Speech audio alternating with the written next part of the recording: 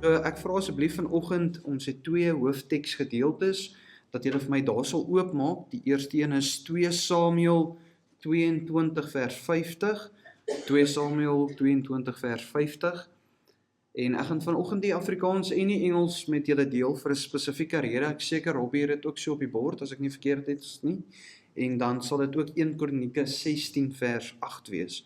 So 2 Samuel 22 vers 50, en vir die wat saam wil lees, is dit ook 1 Kronieke 16 vers 8, asseblief.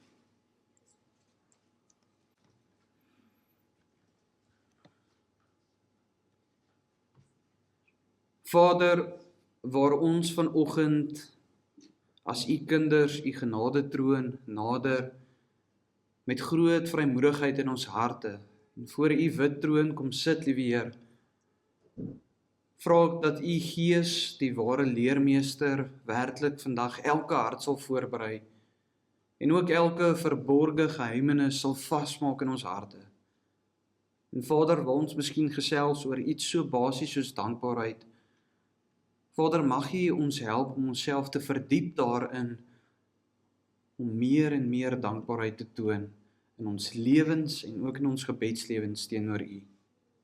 En Vader, sodoende vra ek vanoggend ook, Vader, mag hierdie dankbaarheidsaspek vreugde kweek in ons lewens. Vader, dat ons as gelowiges 'n kenmerk sal hê van vreugde, soos die Nuwe Testamentiese gelowiges. Vader, dat die wêreld sal sien daar is iets anderster aan 'n weergebore gelowige wat in 'n slegte situasie is, teenoor 'n ongelowige wat ook in 'n slegte situasie is. En Vader, sodoende vra ek, mag u vanoggend ook my sonde, my gebrokenheid op sy sit, en Vader, mag u my lippe aanraak, dat ek alleenlik u wil, u wee, en ook u waarheid sal verkondig. Vader, ek vra al hierdie in u heilige naam. Amen.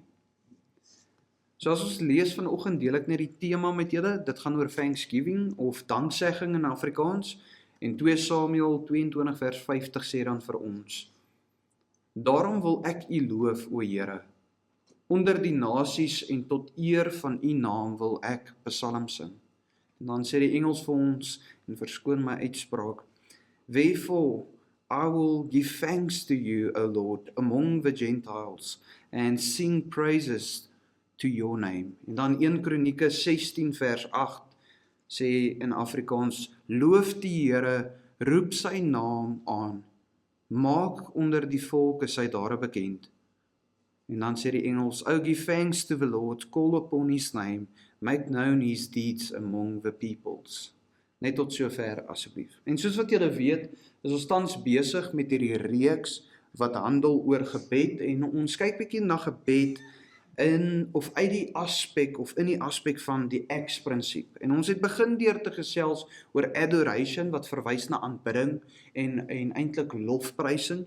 Toe het ons vir die laaste 3 Sondae gepraat eintlik oor confession, belydenis. Wat ware belydenis is, en ons het na Psalm 51 gekyk, waar Dawid sy sonde bely, en eintlik het ons gesê, dit gaan oor hierdie offer van die hart, om 'n ware belydenis na die Here toe te bring wat hy soek. Hy soek nie 'n diereoffer nie, hy soek nie 'n sondeoffer nie, want dit was Christus aan die kruis, maar hy soek opregtheid, en nie oppervlakkigheid nie. En sodoende beweeg ons dan vanoggend aan na Thanksgiving of danksegging. En net voordat ons aanbeweeg, wil ek net sê die rede hoekom ons vanoggend Afrikaans gelees het en Engels, en moes ek julle deur daai mooi Engels gesit het wat ek vir julle gelees het. Julle sal sien dat die Afrikaans nie verkeerd is nie, maar die Engels is so bietjie meer doelgedrewe in een aspek, waar die Afrikaans sal sê, daarom wil ek u loof en loof die Here, sê die Engels, wherefore I will give thanks to you. En in die ander vers sê hy, oh, give thanks to the Lord. En dit verwys net na die aspek waaroor ons wil vanoggend gesels, en dit is om dankbaarheid te toon teenoor die Here. Nou ek glo, voordat ons vanoggend begin, wil ek julle my filosofie met julle meedeel oor wat ek dink is die rede hoekom gelowiges in die moderne kerk nie meer dankbaarheid toon teenoor die Here nie. En ek glo die rede is omrede die eerste twee aspekte waaroor ons gepraat het, nie deel is van hulle lewens nie. Aanbidding, lofprysing en dan ook sodoende ware belydenis. As jy nie jou sondes werklik bely teenoor die Here nie, sal jou hart, soos wat ons laas Sondag gesê het, verhard wees teenoor die Here. En dan kan jy jouself op 'n plek vind, soos die res van die wêreld, waar jy nie dankbaar is teenoor die Here nie. Ek weet nie van julle nie, maar in hierdie laaste 4-5 jaar van domineeskap, het ek al hoe meer agtergekom dat die gelowiges in die kerk se lewens in die wêreld daar buite, maar baie dieselfde lyk as die ongelowiges se lewens. Daar is nie eintlik 'n verskil nie. Daar's 'n verskil as die gelowige in die kerk sit en by die Bybelstudie is, maar daai vreugde wat 'n kenmerk was van die eerste gelowiges. Hulle het so geskryf dat hulle eintlik gedink het, hulle het hulle volgelinge van vreugde genoem. Want dis mense wat vreugde vind, maak nie saak in watter situasie hulle is nie, want hulle het altyd hierdie dankbaarheid teenoor die Here gehad vir Christus en ook die ewigheid wat vir hulle voorlê. En vanoggend wil ek sodoende, soos wat ons deur dit werk, wil ek hê jy moet jou eie hart vra en ook die Gees vra wat die hart ondersoek en ook ons aankla van ons sondes. Is ek nog werklik dankbaar teenoor die Here? En miskien is jy dankbaar in gebed en jy sê dankie Vader, maar dit is nie waaroor ek vanoggend praat nie. Is ek op daai punt dankbaar waar ek baie keer op my knieë met trane van vreugde voor hom gaan sit en sê Here, ek kan nie verstaan hoekom het U my gekies en hoekom het U my lief nie? Want baie dae voel ek of ek myself nie eers kan lief hê nie. Wanneer laas was ons op daai punt om in daai dankbaarheid die Here ook sodoende te nader? En dan wil ek vir julle ook vraag, en vanoggend se vraag is dan die volgende oor die preek. Wanneer laas het jy werklik dankbaarheid getoon teenoor die Here en ook sodoende in die situasie waar jy jouself tans miskien vind, miskien gaan dit goed by die werk, miskien gaan dit goed by die huis, miskien gaan dit nie goed by die werk nie, miskien gaan dit ook nie goed by die huis nie, maar is jy tans dankbaar teenoor die Here vir alles wat hy vir jou sodoende gee, leen en ook sodoende kweek in jou hart? So as ons dan vanoggend begin, wil ek begin met die woord wat ons vind in Hebreëus, wat dankbaarheid verteenwoordig, of thanks in Engels. En die woord is telda. Seker ek spreek dit verkeerd uit, ek is nie iemand wat fluent is in Hebreëus nie, maar dit is 'n baie eenvoudige woord wat ons vind. Dit verwys na om jou hand uit te steek. Dit is eintlik baie vreemd as jy daaraan dink. Hoe kan dankbaarheid of thanks verwys om jou hand uit te steek? En ons kry eintlik die rede daarvoor in die wortel van hierdie woord wat kapit is. En die woord verwys nie net om jou hand uit te steek nie, maar om jou palm op te hou na die hemel. En dan as ons nog verder gaan in hierdie woord, hierdie wortelwoord, verwys dit ook om neer te buig, om die grond te soen. Nou wat vir my baie mooi is, in die woord dankbaarheid vind ons aanbidding. Jy kan nie die Here teenoor hom dankbaar wees as jy hom nie aanbid nie. En eintlik waarna dit verwys, en ek seker julle weet ook, soos wat jy die Ou Testament lees, sien ons oor en oor die Israeliete wat buig voor die Here. Maar ek het nog altyd hierdie prentjie gehad, en dit wys uiteindelik die onkunde wat ek self het, is, as iemand buig voor die Here met hulle hande uitgestrek, is dit so. Nee, ek weet nie of stem julle saam met my. Dis die prentjie wat jy het. Maar hierdie woorde sê, dit is so, met die palms op na die hemele. En waarna verwys dit? En die simboliek is vir my so eintlik ryk en diep. Dit praat eintlik van om in aanbidding die Here te nader met die palms op. Hoekom? Nou ek weet nie van julle nie, maar ek is iemand wat baie hou van geskiedenis, soos wat julle weet, en ek hou van films wat gaan oor oorloë, en veral as jy oud films kyk wat gaan oor medieval tye en waar hulle nog met swaarde geveg het julle gesien elke keer as een weermag 'n ander weermag oorneem en verslaan. Die paar gevangenisse wat hulle gevang het, gaan buig ook voor die ander koning met hulle swaard in hulle hande, so. Om te sê eintlik, ek gee my krag, my mag, en eintlik my wapen, surrender ek, soos die Engels sal sê, gee ek oor.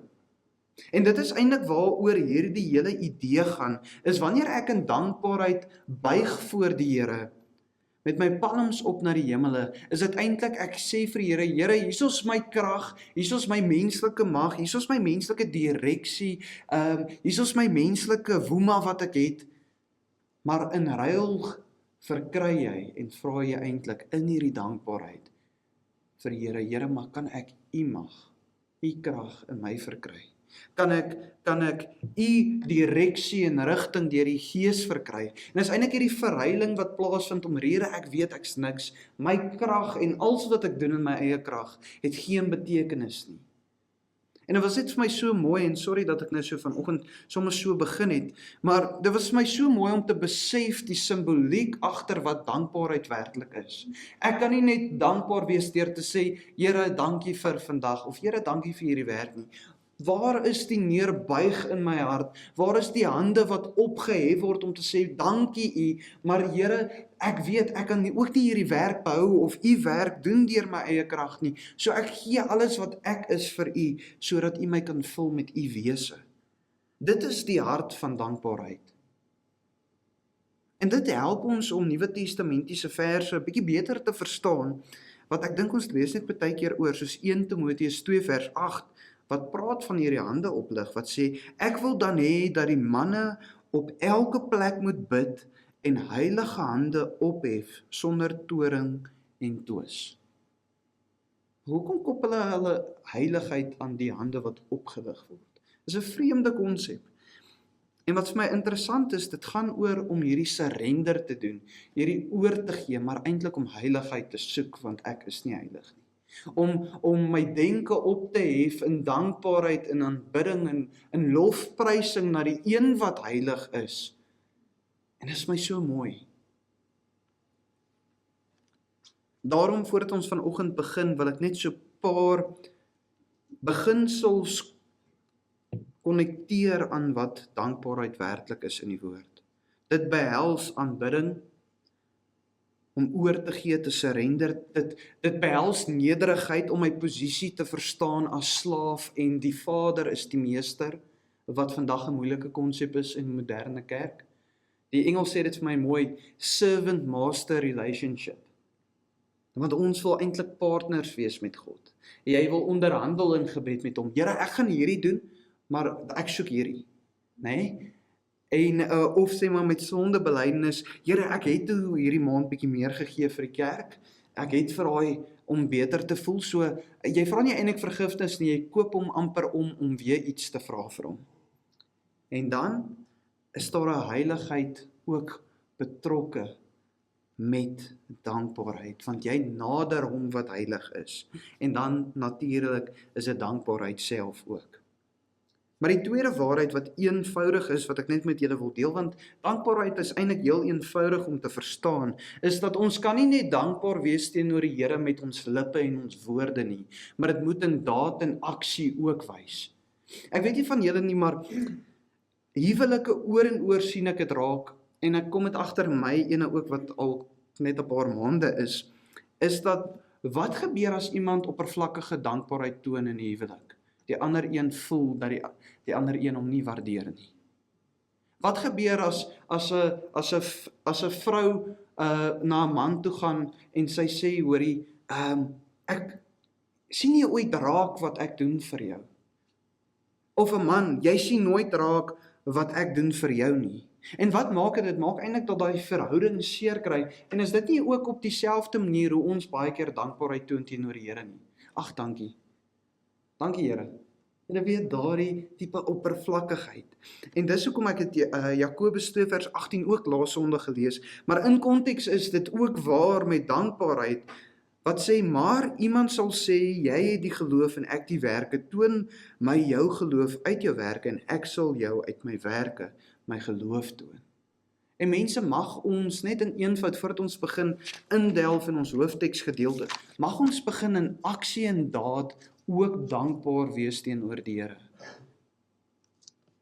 En dit bring ons dan by ons hoofteksgedeeltes vanoggend, wat eintlik so eenvoudige versies is. Die eerste een is 2 Samuel 22 vers 50, wat sê, daarom wil ek U loof, o Here, onder die nasies en tot eer van U naam wil ek psalm sing. En verskoon weer die Engels, wherefore I will give thanks to you, O Lord, among the Gentiles, and sing praises to your name. En wat vir my so eenvoudig en mooi is van hierdie vers, dit gee vir ons 'n aksie en 'n plek. Maar die plek is baie vreemd. Die skrywer sê ons moet danksegging toon teenoor die Here. In die Afrikaans sê hy onder die nasies. Nie nasie wat net Israel is nie, maar onder die nasies. Die Engels, die New King James Version wat ek vir julle gelees het, vertaling sê onder die Gentiles, wat verwys na die nie-Jode. Maar dan kom die King James Version, wat eintlik bietjie meer die, nie akkuraat is nie, maar baie meer ouer woorde het om dinge mooier te beskryf.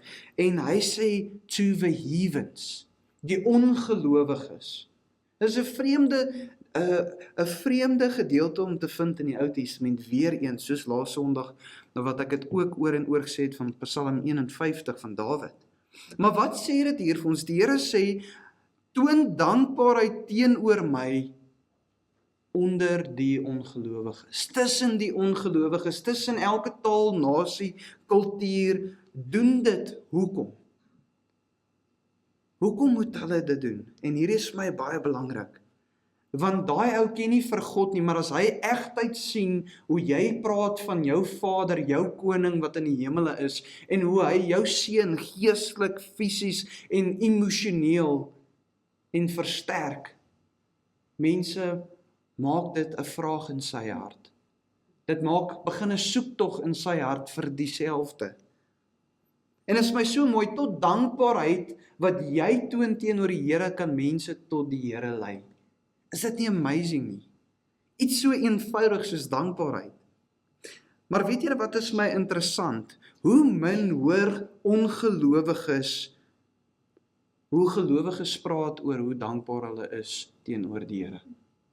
Ek moet sê, as ek het ook vir 'n ruk in die wêreld daar buite gewerk, voordat ek 'n dominee geword het, en ek weet ek's ook in kluisend skuldig daaraan, dat die gelowige by die werksplek net so moeg, geïrriteerd en depressief is, soos die ongelowige. En wat gebeur? Met daai gesindheid wat dieselfde is as die wêreldsin, word die ongelowige nooit gelok na Jesus Christus toe nie. En dis hoekom die eerste Christene was bekend vir hierdie vreugdevolle lewens. Al gaan dit nie goed nie, al word hulle vervolg miskien. Hulle vind vreugde altyd in die Here, want daar's altyd vreugde te vind in hom. En kom ek sê vir julle, dit wat vir ons wag, eendag is meer werd as al die rykdom op hierdie aarde. Maak nie saak hoe siek of seer jy vanoggend het nie, daar's behoort om vreugde te wees en dankbaarheid in daai vreugde. Want niks of niemand kan dit van jou wegneem. En mense, kom ek sê vir julle, ons praat nie eerlik genoeg oor hierdie konsepte nie. En dis hoekom Hebreërs sê vir ons in Hebreërs 6 vers 1, ons moet ophou met die oppervlakkige dinge van Christus. Ons moet aanbeweeg na dieper leerstellings toe, want ons kan nie langer kinders bly nie, ons moet volwasse raak in ons verstaan, maar nie net in ons verstaan nie, maar ook in ons wandel. Ek is seker, ek sien klomp mans en vrouens wat hierso sit, getroudes, ek sien vir hom en hulle hier voor, en ek sien nou nie vanoggend vir enige iemand. Nee, ek sien nou nie. Maar wat ek wil sê is, in die huwelik, ek seker oom Henny hulle en elke Marie-Louise hulle wat hierso sit, dan die Petra hulle, elke huwelik en huweliksmaat sal sê, hoe langer jy in die huwelik is, hoe meer vertrou jy mekaar. Is dit nie waar nie? Hoe meer weet jy, ek kan op die ene vertrou. Hoe dieper word die band in die huwelik. Maar weet julle wat, dit is nie waar van ons verhouding met die Here nie. Want hoe kan ons so 40 jaar hier sit, en nie 'n dieper band met die Here hê nie 'n dieper wandel met hom hê nie. En dit praat weer eens van hierdie oppervlakkigheid, maar dit praat oor die aspek van die hart wat ons laasweek oor gesels het. En dit is dat ons nie werklik hom aanbid in ons gebedslewens nie en ook nie werklik sonde bely nie. En dan sal daar nie dankbaarheid wees nie. Hoor wat sê Kronieke 16 vers 8 vir ons. Dit sê, loof die Here, roep sy naam aan, maak onder die volke sy dade bekend. En dan sê die Engels, oh, give thanks to the Lord, call upon his name, make known his deeds among the peoples. Weereens sien ons dan ons danksegging moet toon. Die Engels sê the peoples, die Afrikaans sê, net weer vir julle lees, die volke, nie net die volk nie, maar die volke, die nasies. Maar wat moet ons in dankbaarheid toon? Die Here se dade in ons lewens. Wat moet ons aanspreek in daai oomblik en vir die Here dank, sy hand wat in ons lewens is, wat ons lei, verander, vernuwe en ook sy gees wat vrug dra in ons harte. Mense, die liefde en vreugde wat jy tans in jou lewe het, dit kom van die groot bron van liefde en vreugde af, wat Jesus Christus is.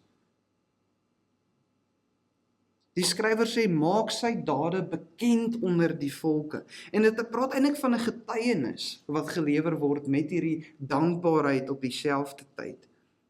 En mense, ek is iemand wat baie hou van praat, julle weet dit, ons Bybelstudies is partykeer heeltemal te lank. Ek kom dit agter eers wanneer ons klaar is. Na 2 ure dan is ek nog nie moeg gepraat nie, maar almal is moeg en wil huis toe gaan. Maar ons as mens hou so daarvan om te gesels. Ons is sosiale wesens. Ons deel met mekaar stories en tot met mense wat ons nie ken nie. Ek is een van daai vreemde ouens wat met die petroljoggie gesels, nee, oor die weer en dan vra ek vir hom van waar af kom hy. Ek is net 'n vreemde ou. Maar kyk, as jy gereeld ek praat te veel en ek laat ons skaam kry. Maar weet julle wat, ons praat so oor nonsens van hierdie wêreld, so baie met ongelowiges, maar praat nooit oor geestelike dinge met hulle. En is dit nie waar nie? Ons het soveel geleenthede om nie hom te oortuig nie. Jy hoef hom nie te oortuig, jy hoef net 'n saadjie te plant. En hoe doen jy dit volgens hierdie verse? Deur net dankbaar te wees teenoor die Here en dit te deel met hom, hoe dankbaar jy is. Deur die dade en dinge wat hy in jou lewe gedoen het. En kom ons vat dit verder vandag, en hierdie is vir my baie belangrik. Kom ons sê, jy het vandag tot redding gekom, en jy is vir 20 jaar gelowige voordat jy sterf, en die Here het geen wêreldse rykdom of enigiets vir jou gegee nie, is hy nog steeds waardig daarvan om aanbid te word, en dat jy dankbaarheid toon teenoor hom. Want geen belofte in die woord volgens my. Party mense lees die woord miskien oppervlakkig of ek is verkeerd, maar ek sien nêrens prosperity preaching in die woord nie. Nêrens maak die Here vir my 'n belofte dat ek gaan ryk wees eendag nie. Party mense seën hy so, party nie. En weet julle wat, dis wat hy nie met hierdie wêreldse rykdom seën nie. Dit is 'n seëning op sy eie, want hy weet 10-1, as hy vir jou rykdom gee, gaan jy hom nie meer ken nie. Gaan jy hom nie meer dien nie, gaan jy hom nie meer soek nie, en gaan jy nie meer dankbaar wees teenoor hom nie.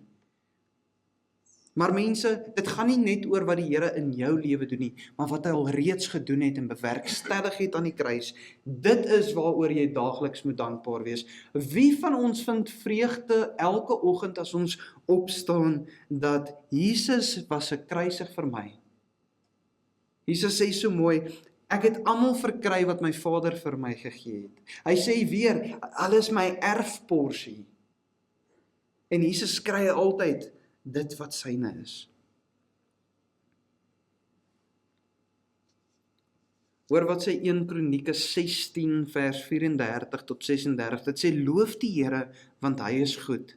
Want sy groenterendheid is tot in ewigheid, en sê, verlos ons God van ons heil, en versamel ons en red ons van die nasies, dat ons u heilige naam kan loof en ons beroem in u lof. Geloofd sy die Here, die God van Israel, van ewigheid tot ewigheid. En die hele volk het gesê, Amen, prys die Here.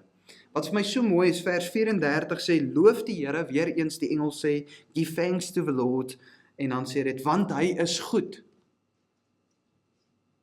Mense, hierdie eenvoudige stelling is so waardevol. Besef ons dat ons omtrent die enigste geloof het in hierdie wêreld wat 'n God dien wat goed is. Elke ander geloof dien daai afgod of hulle God omrede hulle bang is vir hom. Ons word geroep in liefde om hom te volg. Ons word gered uit liefde uit om hom te volg. Ons dien hom nie uit vrees uit nie, ons verkry in sy liefde Godvreesendheid, wat iets heeltemal anderster is. Besef ons het die enigste geloof in die wêreld waar God self aarde toe gekom het, homself verneder het. Hebreërs sê vir hom, Christus het homself vir 'n kort tydjie minder as die engele gemaak. En sodoende gesterf het vir sy skepsel. Ons is die enigste geloof in die wêreld wat daai elemente in het. Daai liefde, daai genade, daai omgee, 'n vader, 'n koning en ook sodoende 'n herder het. Die enigste geloof in die wêreld waar die Skepper eintlik net 'n verhouding soek met die skepsel. Waar die Skepper die skepsel in sy beeld geskep het en weer gesterf het vir hom om hulle in sy beeld te kry. En wat vir my so mooi is, as ons net dink oor hierdie aspekte, is natuurlik weet ons ander gelowe se gode bestaan nie, daar's net een God. Maar weet julle, wat is my so snaaks van hierdie? As hierdie 'n kontrak was van 'n werk met benefits, as ek dit so kan stel, ons is vandag, ons lees die kontrak mooi deur, al die, ek kry meeries, ek kry 'n pensioen, ek kry al hierdie goeders en jy is opgewonde daaroor, sou almal Christendom as werk gekies het. Maar nou dat dit 'n geestelike element het, is die wêreld blind, doof en dom oor hierdie. Maar weet julle ook, hoekom sien hulle dit nie? Want ons leef dit nie uit nie. Ons leef nie asof dit 'n waarheid is tans in my lewe nie. So hulle sien nie vir Christus nie, want Christus is tans in die hemel. Christus is behoort om geopenbaar te word deur jou dade, want hy leef deur jou. Paulus sê, volg my soos wat ek vir Christus volg. En kom ek sê julle, met skaamte kan ons vandag in die kerk sê, daar is min wat dit kan sê.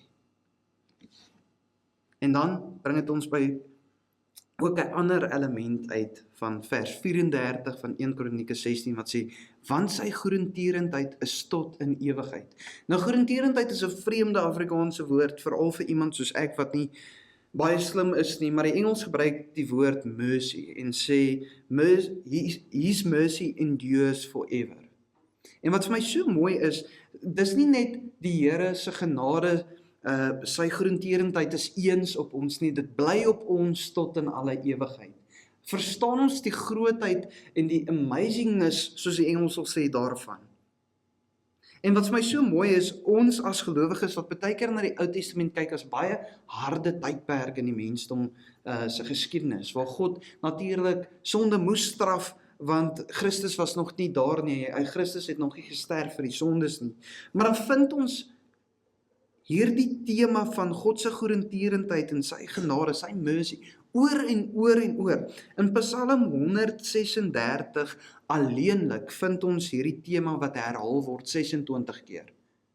Hoekom? Hoekom skryf die skrywers van die Ou Testament herhalend oor hierdie dinge? Hoekom herhaal hulle dit? Om dit vas te maak in die hart van die mense wat God dien. En te besef dat hy liefde is, dat hy genade is.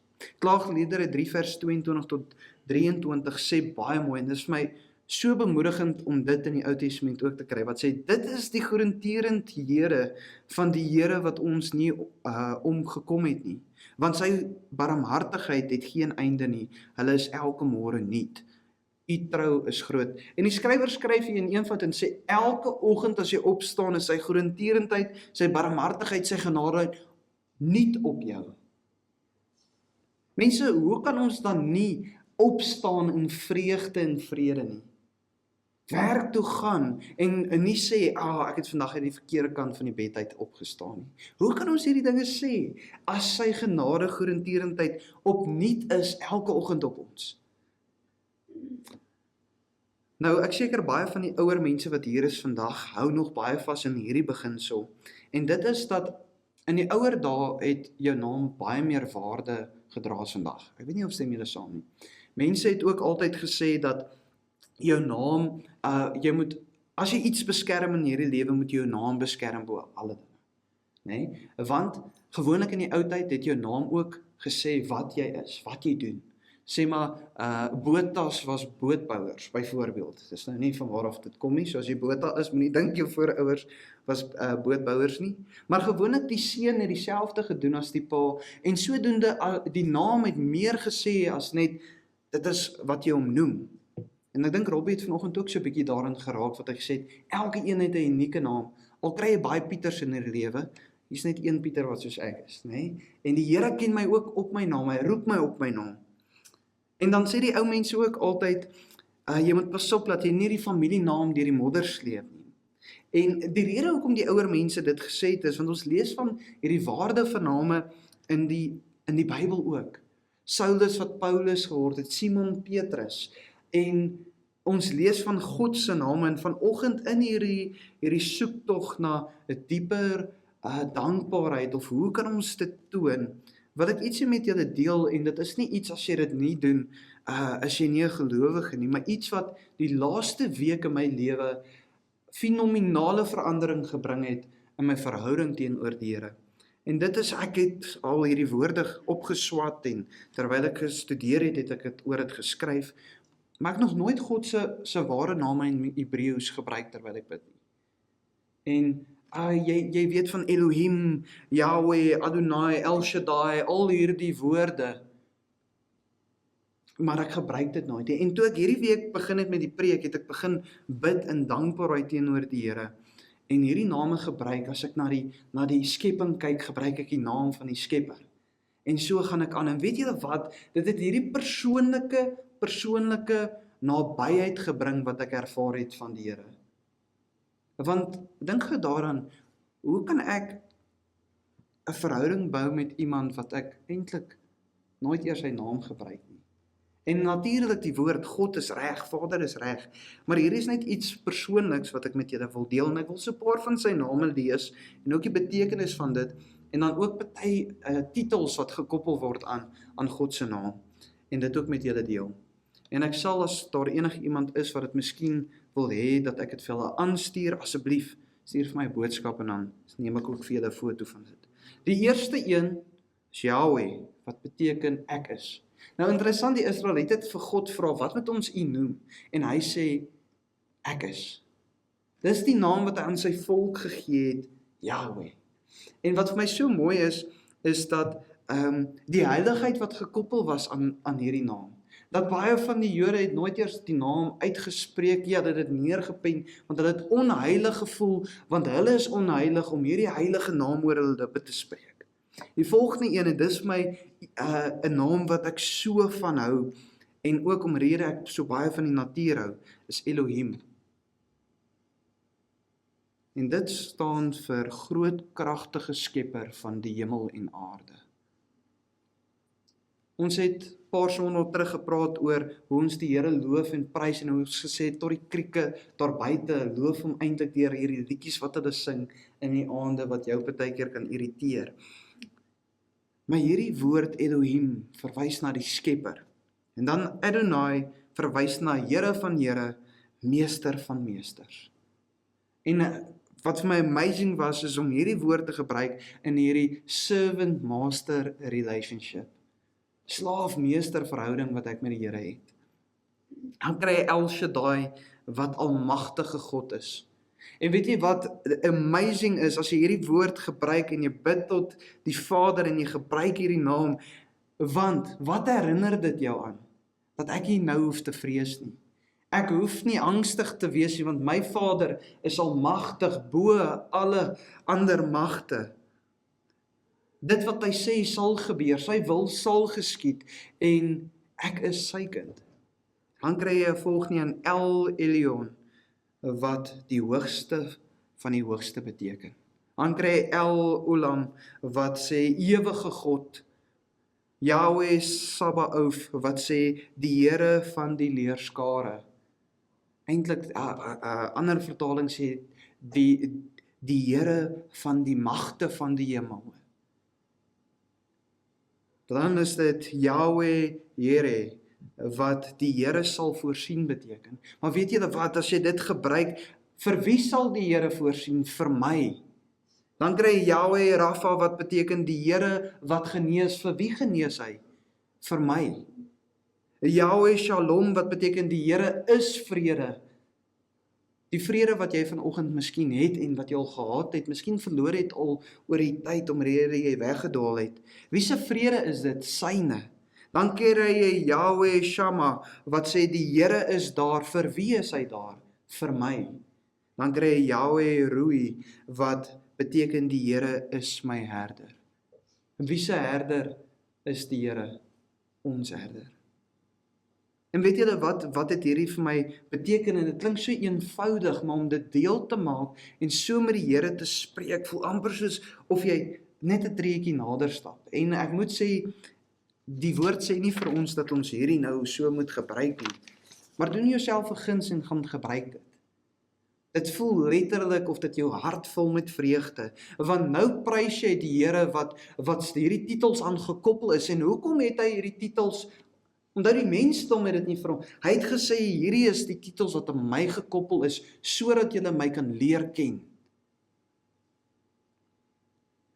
Mense, hoe kan ons nie anders as om hom te prys en dankbaarheid te wys teenoor hom nie? Kolossense 3 vers 16 praat weer oor die hart, en hier is my baie belangrik, Kolossense 3 vers 16, wat sê, laat die woord van Christus ryklik in julle woon, in alle wysheid leer en vermaan mekaar met psalms en lofsange en geestelike liedere, en sing in julle hart met dankbaarheid tot eer van die Here. Nou, wat vir my baie mooi is, dit sê eintlik ons moet in lofprysing die Here dankbaarheid toon teenoor hom. Dit moet uit die hart uitkom met vreugde. En maar wat sê dit vir ons? As jy vanoggend nie dankbaar voel teenoor die Here nie, waar lê die probleem? Die hart. Ons het laasweek daaroor gesels. Hoekom die hart? Want sodra jy sonde doen wat jy nie bely nie, word die hart verhard teenoor die Vader. En dan sê Hebreërs 13 vers 15, laat ons dan gedurig deur hom aan God 'n lofoffer bring. Dit is die vrug van die lippe wat sy naam bely. Die Engels stel dit bietjie anders en sê, the fruit of our lips given thanks to his name. Verwysend eintlik, as jy hom aanbid, as jy dankbaarheid toon deur te spreek in gebed, is dit soos vrugte wat uit jou lippe uitkom tot hom. Is dit nie pragtig om daarin so te dink nie? Mense, en hierdie is vir my belangrik, ons kan nie meer leef asof ons sondeoffers moet bring na die Here nie. En wat ek hiermee bedoel is, Christus het reeds gesterf vir ons sonde. Ons moet dit erken, bely en verander natuurlik, en vergifnis soek daarvoor, maar solank as wat jy in jou hart georiënteerd is om 'n sondeoffer te bring, gaan jy nie groei nie. Ek het dit vir jare gedoen, wat ek dink, ek moet eers 'n goeie daad doen, dan kan ek met die Here gaan praat. Oor en oor is hierdie oppervlakkigheid in my lewe gewees. Maar die Here soek eintlik 'n offer van die hart met dankbaarheid. Hoekom dankbaarheid? Want as ek hom nader, weet ek daar's vergifnis. Weet ek daar is genade, want hy is liefde, hy is genade, en sy genade is op my vernuwe elke oggend, en dis hoekom ek's dankbaar. 'n Belydenis sonder dankbaarheid is nie ware belydenis nie, want belydenis kweek dankbaarheid. En mense, dan sluit ek af met die volgende, mag ons begin om die Here te dien, te loof, te prys en te aanbid, en te dank in gebed, nie net vir wat hy in ons lewens gedoen het nie, maar ook vir wie hy is. Mense, hy is waardig dat ons eintlik vanoggend hier sit, onophoudelik om te aanbid, tot wanneer ons sterf. Hy is waardig eintlik daarvan. Maar mag ons deur ons aksies, ons woorde, en tussen ongelowiges die Here prys vir wie hy is, want hy is waardig daarvan. Amen. Kom ons sluit die oop. Vader, waar ons nou in eenvoud net na dankbaarheid gekyk het in gebed, Vader, mag ons hande uitsteek na U toe, met ons palms op, en mag ons buig voor U, die grond soen omtrent so laag soos wat ons buig, Here, ons besef, U is ons Vader, maar U is ook die ewige. U is die ene wat sy seun se naam verhef het bo alle name. U is die een wat tans op die troon sit. U is die een wat alles geskep het. Vader, mag ons begin nederig raak, ons posisie verstaan voor U, en mag ons begin U aanbid soos nog nooit tevore nie. Want Vader, alles wat ons het, tot die geliefdes in ons lewens kom van U af. Maar Vader, ons is tans nie goeie rentmeesters van die dinge in ons lewens nie.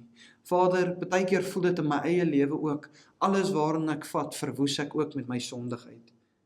Maar Vader, mag U ons vernuwe in ons denke.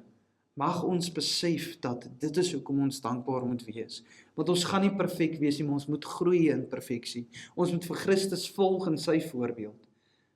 Maar Vader, ons kan dit nie doen as ons nie U werke sien nie. Vader, maak ons oë oop vir die dinge wat U doen in ons eie lewens. Maak ons oë oop vir die dieper dinge, Vader, laat ons nie langer kind sal bly in die geloof nie, maar sal volwasse raak in U weer. En Vader, waar ons nou hierdie lied gaan sit en luister, Vader, mag dit met ons hart se snare praat. Mag dit 'n begeerte kweek om weer nader aan U te beweeg. Want U het hierdie name aan ons gegee, sodat ons U kan dien, sodat ons U kan prys met dit, sodat ons dankbaarheid kan toon deur dit. Vader, ek vra al hierdie dinge in U heilige naam. Amen. Dan vra ek sommer dat julle sal staan, en terwyl julle staan, en ek hoop hierdie lied het ook so 'n bietjie trane gekweek in julle harte, want ons is nie waardig van hierdie tipe liefde nie. Maar staan dan en ontvang die seën. Mag die Here jou seën deur jou te vermaan, te beskerm en te laat groei, en ook sodoende uit te stuur. Mag sy liefde jou vernuwe, sy genade jou herskep, en sy roeping jou bemoedig om uit te gaan. Amen. Dankie julle.